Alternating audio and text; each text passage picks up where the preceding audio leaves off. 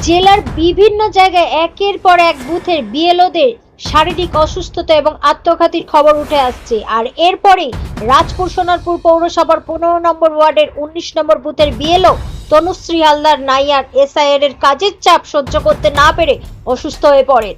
প্রথমে তাকে সুভাষগ্রাম হাসপাতালে নিয়ে যাওয়া হয়, সেখান থেকে বারুইপুর হাসপাতালে স্থানান্তরিত করা হয়। কাজের প্রচন্ড চাপের ফলে শরীর খারাপ হচ্ছে একের পর এক বিএলওদের। এরপর আমরা শুনে নেব বিএলও তনুশ্রী হালদার নাইয়ার স্বামী কি বলছে। কি হয়েছে না? কাজের প্রেশারে গেলে বিএলও কাজ করছে সারাদিন থেকে, সকাল থেকে সে কাজ করে, রাত বাড়িতে এসে আবার রাত জেগে কাজ করে। এই জন্য প্রচণ্ড প্রেশার নিতে পারছিল না। কদিন বলছিল আমি পারবো না, কারণ নিজের উপর থেকে চাপ দেওয়া যে কাজ কমপ্লিট করতে হবে। আর এইভাবে দিনের পর দিন চলছে। এমনিতে অসুস্থ, প্রেশার আপ ডাউন করে।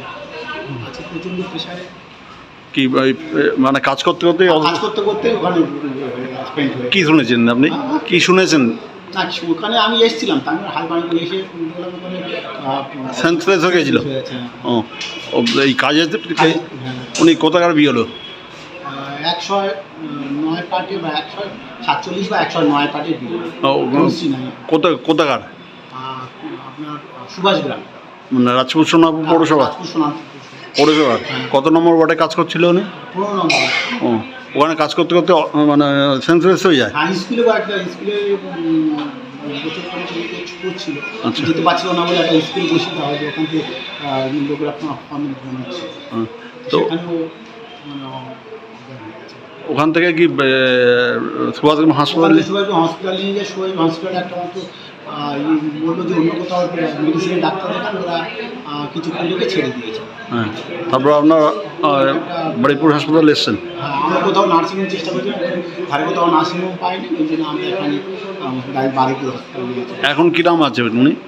এখন তো অবস্থা দেখতে পাচ্ছেন কি অবস্থা, হাত পা ফিরছে, মাথা ধরে ঝিঝির করছে। মানে এই কাজের প্রেশারে এই অবস্থা। কি নাম ওনার? তনুশ্রী নাই। ওনার কোন স্কুলের?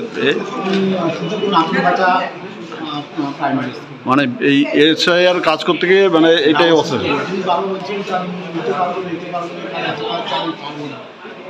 আপনার নাম? হিরালাল হালদার। হিরালাল হালদার আমার বাইক। ওনার নাম? উনির নামটা কি বললেন? তনুশ্রী নাই। তনুশ্রী নাইয়া হালদার। হ্যাঁ, তনুশ্রী নাই।